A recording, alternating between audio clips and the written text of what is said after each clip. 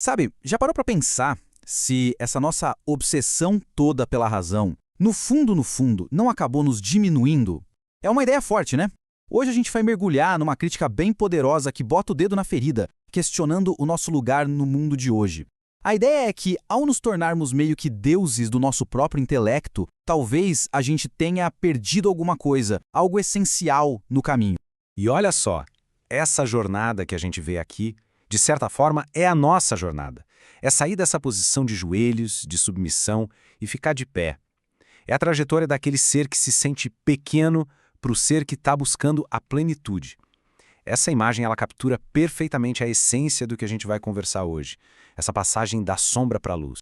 E aqui a coisa começa a pegar fogo. O Carl von Eckartshausen, ele joga na mesa o desafio central. Ele diz basicamente que a gente pegou a nossa razão, essa razão fraca, e colocou ela num pedestal como se fosse um deus. E esse deus razão veio com uma promessa, né? A promessa de governar a gente e trazer felicidade. Mas aí vem a pergunta que não quer calar e é bem provocadora. Será que essa razão toda poderosa consegue mesmo entregar o que prometeu? É daqui que a gente parte.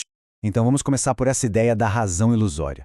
Como é que pode a nossa maior ferramenta, o nosso raciocínio, ter se transformado numa espécie de Deus e um Deus falho? E o mais importante, qual foi o preço que a gente começou a pagar por isso? A visão do autor sobre essa razão não é nada romântica. É bem como essa imagem sugere, sabe? Algo frio, mecânico, uma máquina cheia de engrenagens. É como se fosse uma força que quer impor leis, dominar tudo, tentando encaixar a complexidade infinita do ser humano em fórmulas, em cálculos. E, claro, acaba deixando de fora tudo aquilo que não se pode medir. Tá, mas o que seria essa razão ilusória na prática? Pensa nela como uma força que joga contra o equilíbrio. Ela olha para a imaginação, para a arte, para os sonhos e simplesmente descarta. Ou seja, tudo aquilo que nos torna, bem, humanos na nossa essência, né? Fica só o que é tangível, o que é racional. O que se perde nesse processo, nossa, é imenso. E o contraste aqui é gritante, né? De um lado você tem essa razão que se diz independente, que domina, que chega e fala o passado não importa mais. E do outro, uma tradição que está conectada com o sagrado, com a moral, como ritual. A gente não está falando só de uma mudança de pensamento, não. É uma redefinição completa do que significa ser humano. Pois é, toda soberba tem um preço. E é justamente isso que a gente vai ver agora. Quais são as consequências profundas de colocar a nossa razão acima de absolutamente tudo. E o autor aqui não alivia, viu? Ele vai direto ao ponto. A promessa era de que a razão nos elevaria, mas o resultado, segundo ele, foi justamente o contrário. Ele diz que essa forma de pensar remete o homem ao seu mundo mais baixo, mais inferior, mais infernal. Puxa, é uma visão bem sombria do preço que a gente paga pela nossa arrogância intelectual. Mas como é que essa queda acontece na vida real, no dia a dia? O texto meio que desenha um passo a passo para a gente. Primeiro, o divino vira só um objeto de decoração.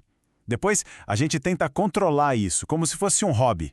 Aí o próximo passo é rejeitar tudo que não dá para tocar, que não dá para definir, e o resultado final disso tudo? Um monte de religiões institucionais, um politeísmo global que, olha que paradoxo, acaba nos afastando ainda mais do sagrado.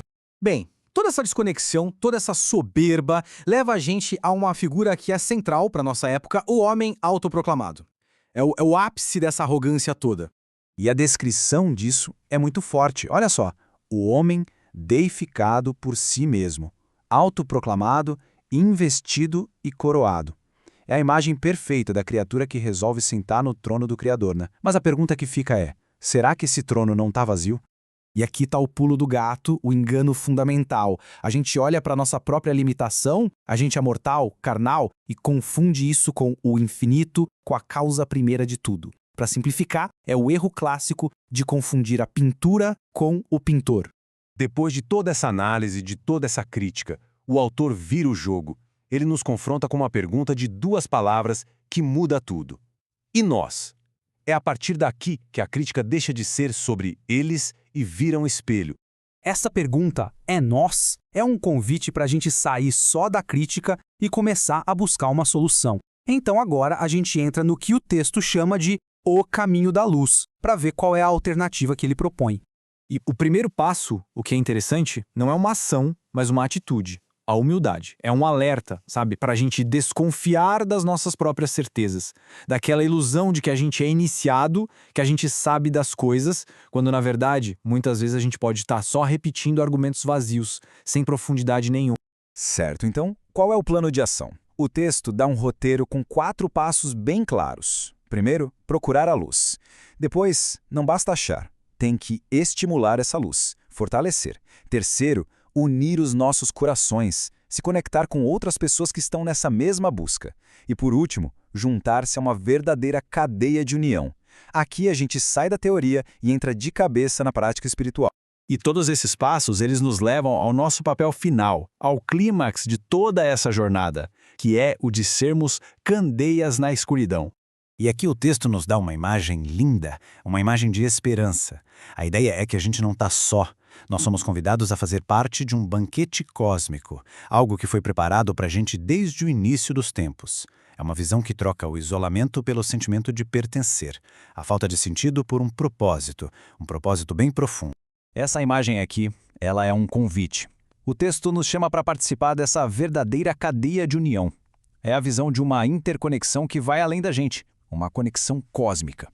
E talvez seja essa a resposta definitiva para aquela sensação de pequenez que a gente sente quando fica isolado dentro da nossa própria razão. E com isso, a gente chega no ponto nevrálgico de tudo. Não é mais uma opção, vira uma responsabilidade. O autor é categórico. Temos o dever de ser candeias em tempos de escuridão. Ou seja, ser um ponto de luz no meio do caos não é um luxo, é uma necessidade. E assim, a gente termina exatamente onde começou, com uma pergunta. Mas agora é uma pergunta que fica para cada um refletir. Nós temos o dever de ser candeias? A resposta, como o próprio texto sugere, a gente não vai achar num livro, mas sim na jornada que cada um de nós escolhe seguir.